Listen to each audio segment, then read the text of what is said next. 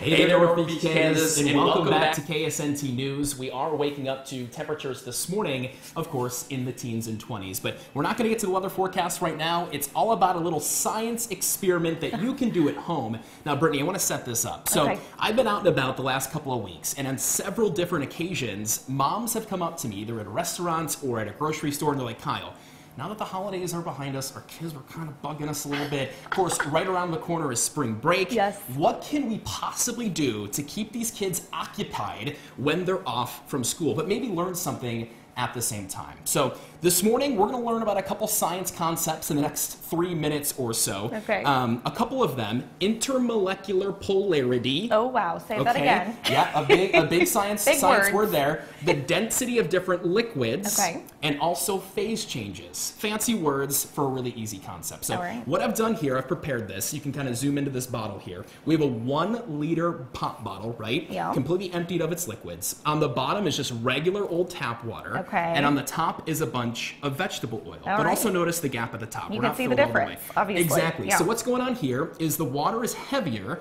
than the vegetable oil is. It's more dense than the vegetable oil is. So even if you poured in vegetable oil first and then the water and you let it sit, the water would eventually sink to the bottom. Okay. They don't like mixing. I said that word off the top, intermolecular polarity. Water likes water. Yeah. Vegetable oil likes vegetable oil. So they will not mix. Okay, so what we have here, and Brittany's going to be my little science experiment assistant here. I'm the Vanna just White this morning. regular food coloring. So a couple of little drops in there, not too much, just do it kind of slow.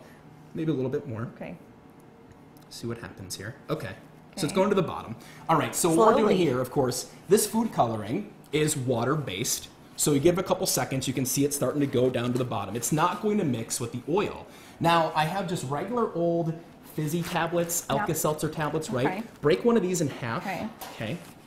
And then slowly, actually first before you put it in, we're going to kind of stir it up a little bit. It looks like we're pretty blue on it. All right. So put both of those halves in there. Okay. And watch what happens. See if we can get a zoom in picture of this.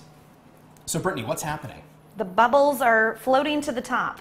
They are, but what color are those as well? Oh, they're blue.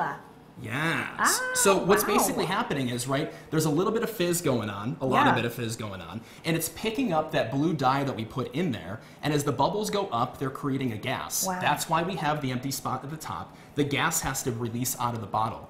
But once the gas is out of the bottle, look what happens. They're falling back down to the bottom, right? So this is literally a homemade lava lamp. Oh my gosh. Isn't that cool? That is awesome. Yeah, and the best part about this, we're gonna let it fizz here or else we might have a little bit of an explosion. But once it's done, you know, you can put the cap back on and you can just store it away. Okay. You can shake this, you can kick it across the room, it's going to settle again. Still gonna settle like that. Right, and if you want to reactivate it, another Alka-Seltzer tablet, I like put it back in and you do it. If you want the full effect, you can turn the lights off and you can hold it up in the air and shine a flashlight through the bottom. Oh, glow in the dark. Yeah, kind of getting that lava lamp full effect. So this is kind of a little science experiment. I think it's super cool because these are things that you probably already have at your house.